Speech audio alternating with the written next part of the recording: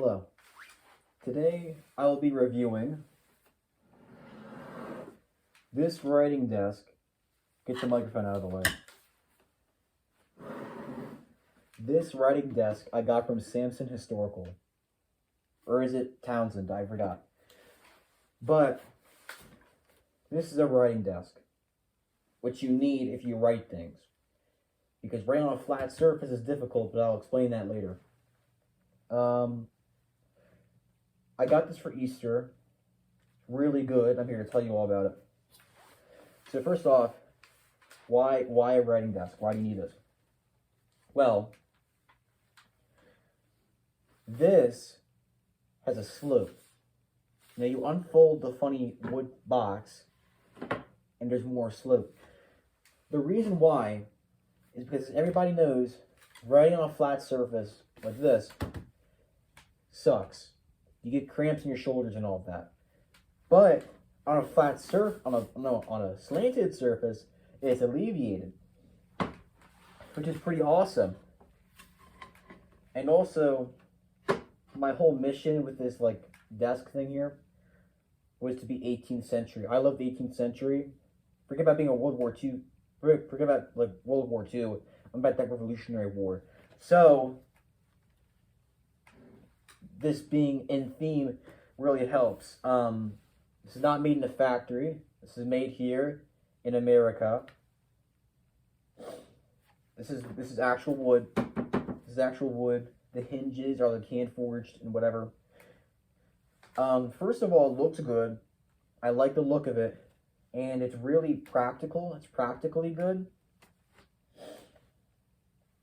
There's two little recesses in the wood right here. It's little cup holder things.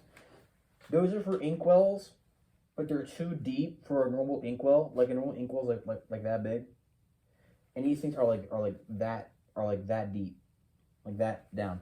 So they're really not usable for inkwells. You could put an inkwell here. We could put a bottle of ink here, which is what I did. I put a bottle of ink right there. This is fogging up. I can't see anything. So if I'm not pointing right, that's why. But I put a bottle of ink right there. And I just used these to hold my fountain pens. And my dip pen right here. Look at that. That's awesome. Now you might be asking why do you have an oil lamp? Even though it's not historical. They didn't have oil lamps in the 18th century. At least they weren't popular yet. Well, it's because, one, I have a theory that electric light stops you from sleeping, and this is my bedroom. So at night, I just use this lamp for light. There's another light up over there I'm using. And also because this light on top of me is out.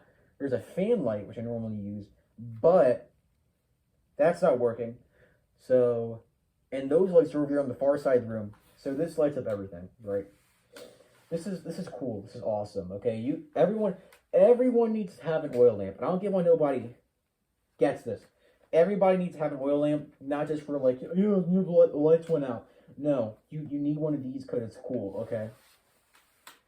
There's also a drawer down here. There's also a drawer. The finger hole is very small, so it's kind of hard to get out. Whatever. I got big fingers anyways. I put a magnifying glass and a lighter and a pencil in there. Because I like using magnifying glass when I read. The size. This is pretty good size. This takes up my entire desk space folded out. And folded up, it takes up half of it. So it's pretty big. It's a pretty good size slant table desk right thing. This is good for journaling, writing letters if you still do that, which you should. Actually, for drawing, it's actually really good for that. This slant, it allows you to just have better technique because it's on a slant. And also, I have a light pad.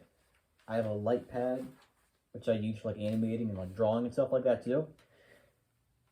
And actually, Not out like this. So if it's folded out, it's not going to work. But actually, if you fold it up, and you put the pad here, when it's folded up, the rubber grippers, the grippy bits on the bottom of the pad can actually stick onto this by friction, and the pad is almost the exact same size as this surface. So it's actually really good for that. So if you're doing anything with paper, I suggest you get one of these. So what I have on here is on my oil lamp, which I use for light, a couple of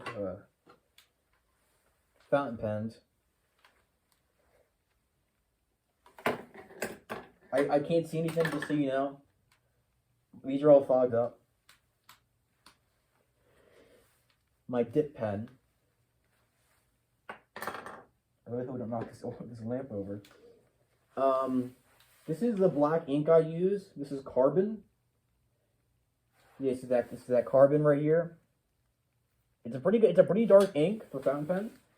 Do not use India ink like for dip pen. Dip pen India ink, do not ever use in a fountain pen. It will clog up your fountain pen. It will destroy it. And I would move this oil lamp out of the way, but I can't see. But where this oil lamp is standing at, there's actually a compartment. So it's on top of the lid. And you take the lid out, and there's more space underneath the lid. It's like a little cubby. And I've just put some more inks in there. I got a purple ink, and my India ink is in there. So, yeah, that's where I put all those. And listen, I suggest that if you're into drawing analog, like on paper and stuff like that, writing, that kind of stuff, I suggest you get one of these.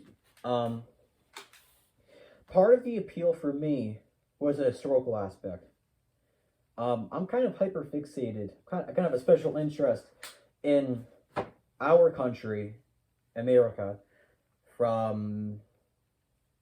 basically from the American Revolution until like the early 1800s, like basically like when like the old guard, the founding fathers were starting to die away. That's my favorite time in American history, and they would have been using stuff like this. Now, most people, or rich people more like, would have had a standing desk. You know, you've probably seen them where it's like a cabinet, has like the part that folds out for the desk. Most of them would have had something like that, and actually some of them had a slant built in. But a lot of tables, of course, don't have that, so they made stuff like this. There was actually a variant which Edgar Allan Poe had, where it was a writing slant, but when you folded it up, it wasn't like this. It was a box. You could lock it up, so it was more portable than this. They say this is portable. You're not putting this inside of a suitcase, dude. You're not doing that. If it's a box, though, I guess you could. I would like to take this with me everywhere. Problem is, I don't think this is going to fit my duffel bag, okay? I'm just saying this. Unless you have, like a Louis Vuitton style trunk, I guess. But this is not fitting in a duffel bag, dude. With all your clothes in it? No way. But I wish I could. I do journaling and drawing and stuff like that. So, it's good. I suggest you get one, or you get it for someone as a gift. I really freaking like this thing. I really do. This entire thing was unscripted. This entire review. But I really do like this thing. And here are my couple problems with it. The hinges. It hinges right here. The hinges were in these two spaces. It has two hinges. And let me push it back a little bit. And then the hinges are right here when you open it.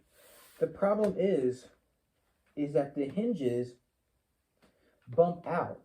Like, you can see them right there. They're like coming out, which is, of course, they're hinges. But the issue is that, like, you essentially only have this middle part as a flat surface for you to write on. you can't write on these parts because they're bumps, so you can't write on them. They're not flat. So this is essentially your real like writing space. Or if you want, just like write down here or up here, which is mostly what I do anyways. Because my like thing, my like journal is like that big, so it's easy to do that. If you had like a really big book, it'd be hard to fit that on here. And also, it's just with like every writing slant. But this is, I think it's good because it's this big. This is your real writing area.